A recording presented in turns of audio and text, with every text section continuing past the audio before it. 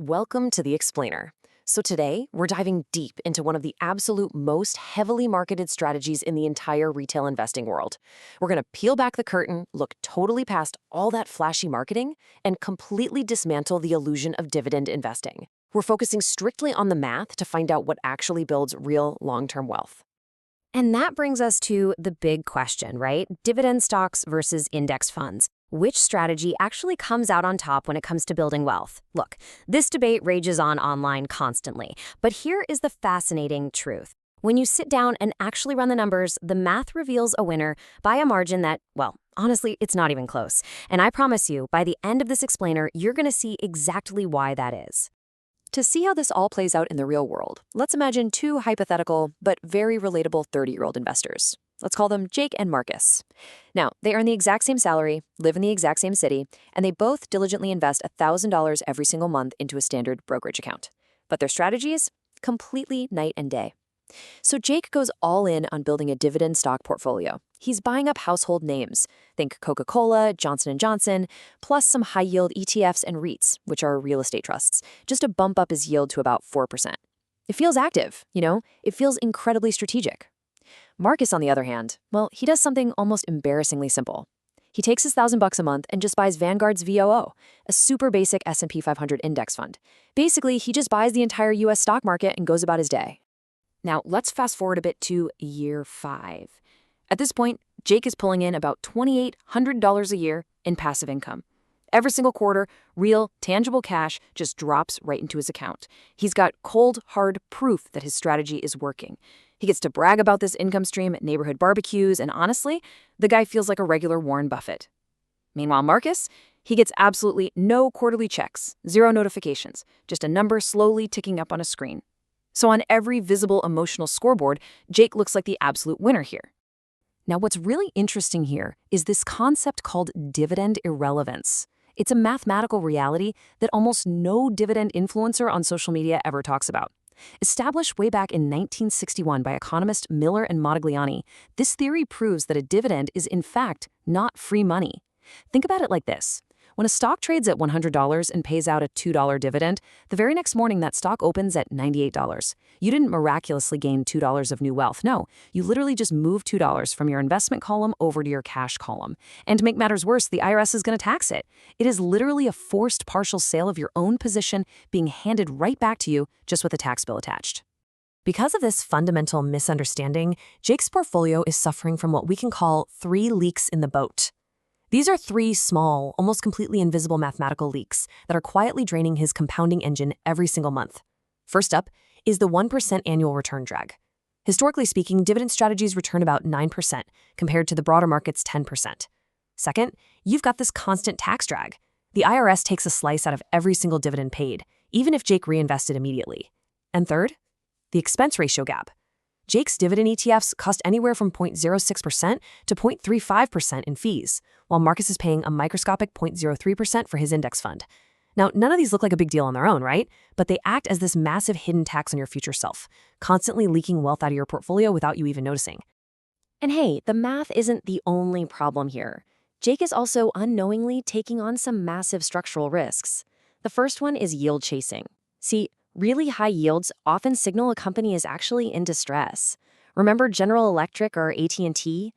They were heavily marketed as safe bets, but they eventually slashed their dividends, and investors lost out on both their income and their capital. The second big risk is sector concentration. Because he's focusing strictly on dividends, Jake's portfolio gets way overweight in slower-growing sectors, like utilities and financials.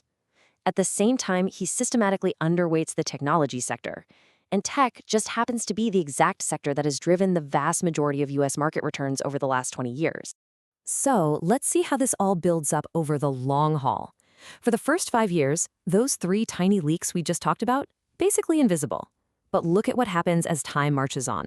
By year 10, Marcus is suddenly ahead by $20,000. By year 15, the gap widens to $55,000. By year 20, we're looking at a $110,000 difference. And after 30 years of consistent investing, a staggering $370,000 gap.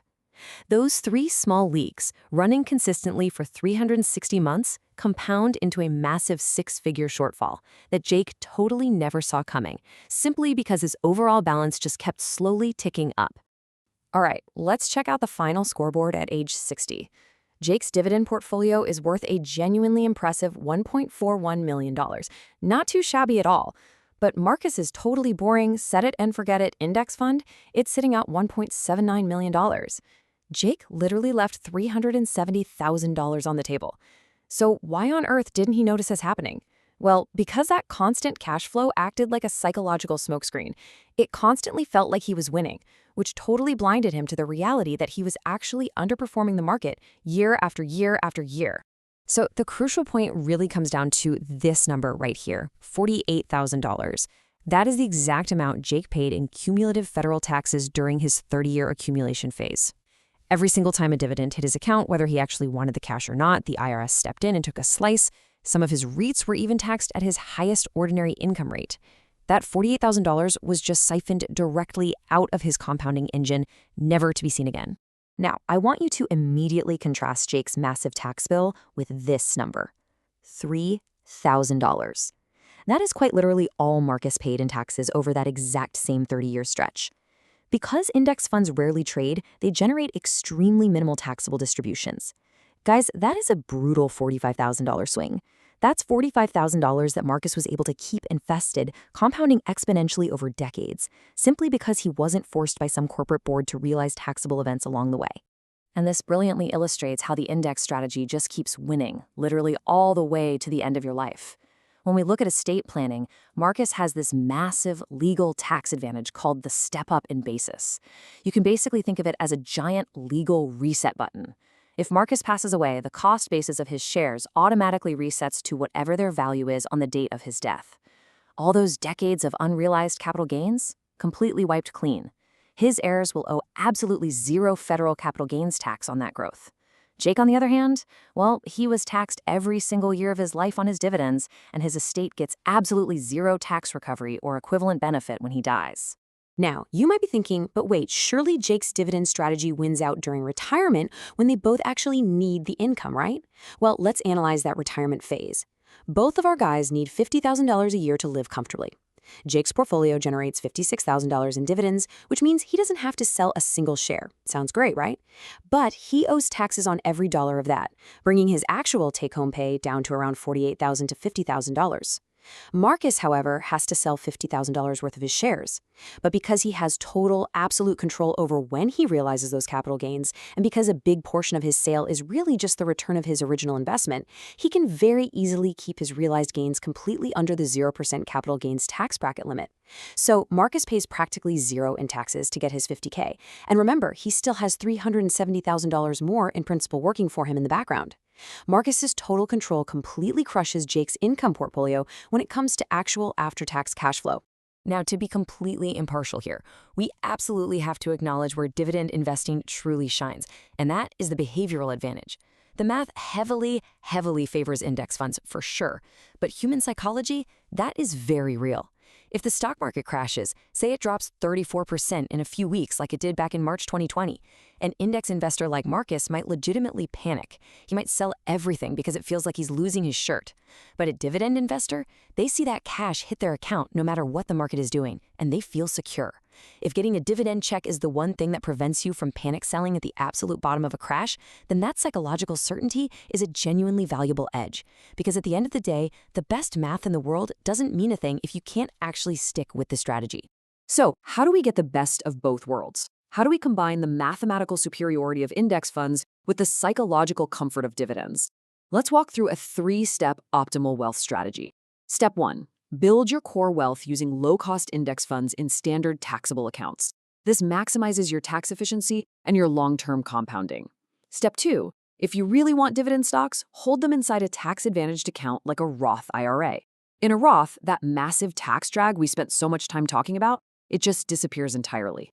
Step 3. As you get maybe 5 to 10 years away from retirement, then you can start shifting a portion of your portfolio into dividend growth stocks for some income stability. Notice how this is a complement to your core index strategy, not a replacement for it. The goal is to use dividends where they logically belong. Which brings us to our final takeaway. Passive income isn't the goal. Total return is the goal. Dividends are not free money. They are simply a reallocation of your own wealth. By focusing on total return, you get to control your taxes, minimize your fees, and vastly increase your true wealth over the decades. Now, if the sheer power of this compounding blew your mind today, I want to leave you with a pretty provocative question. How do you think either of these strategies might stack up against buying and holding just a single high-growth stock for 30 years? The math on that one might completely surprise you. Anyway, until next time, keep learning, keep growing, and always keep questioning the math behind the marketing.